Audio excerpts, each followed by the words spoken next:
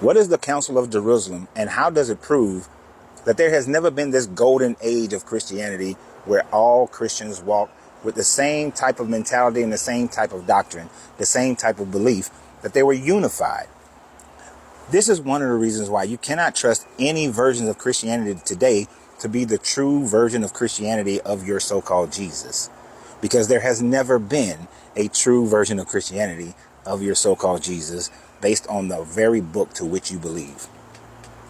Now, the Council of Jerusalem is a council that supposedly happened in or around 49 to 60 CE. Now, the writings that are attributed to the belief that this council actually happened were not written until at the earliest, which some scholars think around 80 to 90 CE. But most scholars say 80 to 90 CE, where there are and then there are some scholars who say not until 110 to 120 CE. And this will be found in the book of Acts, chapter 15, chapter 21, as well as somewhat in Galatians 2.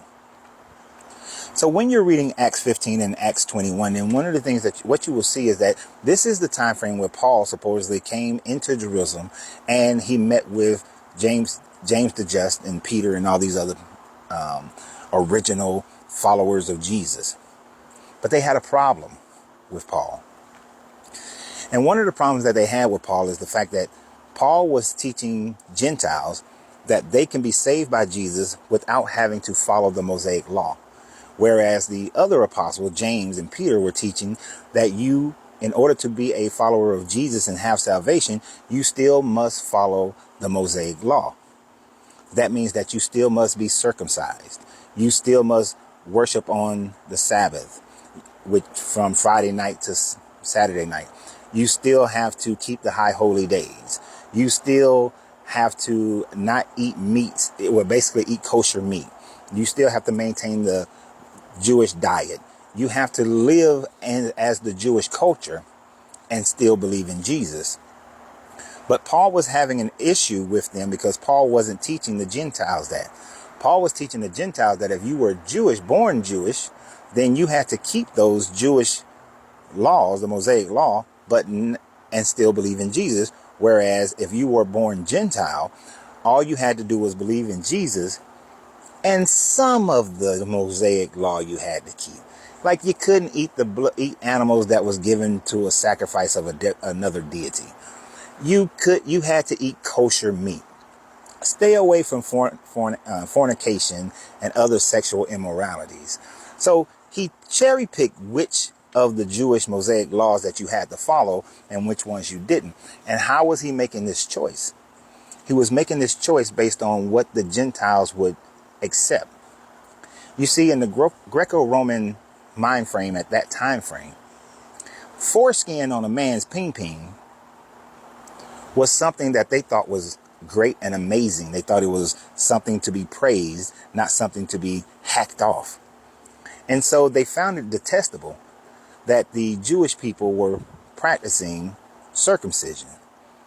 So Paul, knowing that he is going around teaching to the Gentiles, knew that this wasn't something that he would be able to get across to them, that they would follow him for it. So his ministry would fail.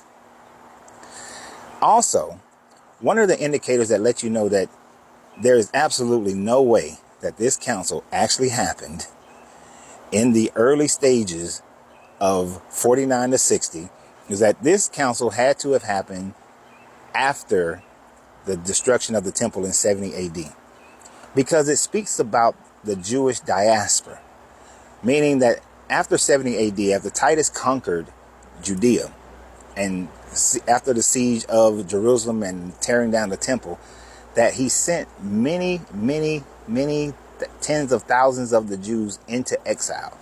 He spread them out throughout the Roman Empire. And this was a common thing for the Romans to do once they conquered a people, is to take large portions of their people and spread them out amongst their empire. The same thing as the Babylonian captivity, the Assyrian captivity, to spread the people out, to take away the best and brightest and move them outside. So the reason why you know that that this is true is because in Acts 21, James the Just specifically tells Paul that we have a problem with you going out and converting the Jewish diaspora into Christianity and telling them that they do not have to have their sons circumcised. So here's that verse in Acts 21. When they had heard this, they praised God. Then they said to Paul, "You see, brother, how many thousands of Jews have believed, and all of them are zealous for the law. They have been informed that you teach all the Jews who live among the Gentiles to turn away from Moses, telling them not to circumcise their children or living according to our customs. What shall we do?" So you can continue to read that at your leisure. But basically, they condemn Paul for teaching the diaspora that they do not have to follow the Mosaic laws. And and Paul is forced to shave his head to show and go through a purification ritual. He leaves and then he gets arrested. But according to that story, this is happening during the Jewish diaspora. This is happening during a time frame where the rabbi cult had also started to separate themselves from the primary Jewish cult, where they were centering worship of their God based on the location that they were in and not the temple in Jerusalem.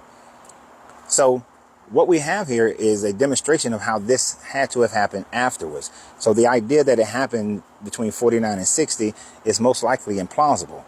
What you're really looking at is because Christians were being noted as distinctly different from the Jewish people by the Roman government, that this writing was then incorporated in order to show that division of how the Christians were separating themselves from the Jewish people. Because in this time frame of early first century Judaism, early first century Roman Empire rather, I say early first century, but late first century Roman Empire, early second century Roman Empire, the Romans were spending more time persecuting the Jewish people because there were different revolts that were happening in the late first century and early second century, and Christians were just on the sideline and not being persecuted the same way as the Jewish people.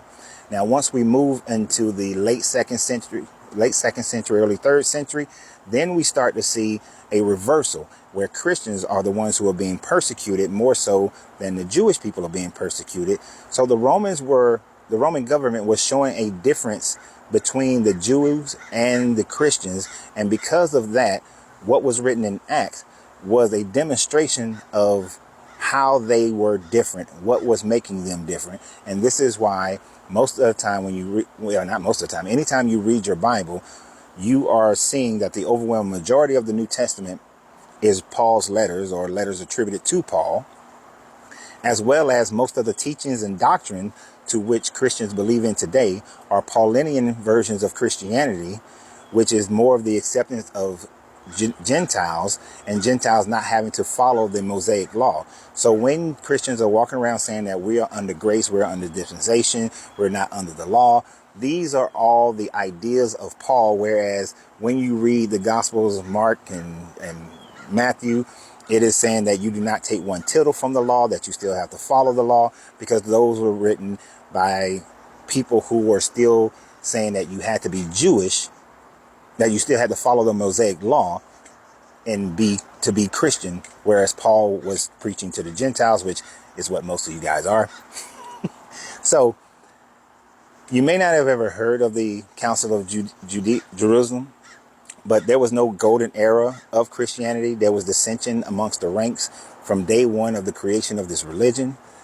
So nobody can ever claim that they actually know what Christianity really is or really was, because there was no time where those who were the leaders of this religion were ever in agreement as to what this religion is supposed to be about. And most of the changes in this religion are based on politics and based on punishment of the Roman government, and not based on anything concerning this God or this Bible. But what do you guys think? Comment, like, share, subscribe to the channel. And always remember, you have to free yourself to be yourself, because your greatness is non-negotiable. Good journey.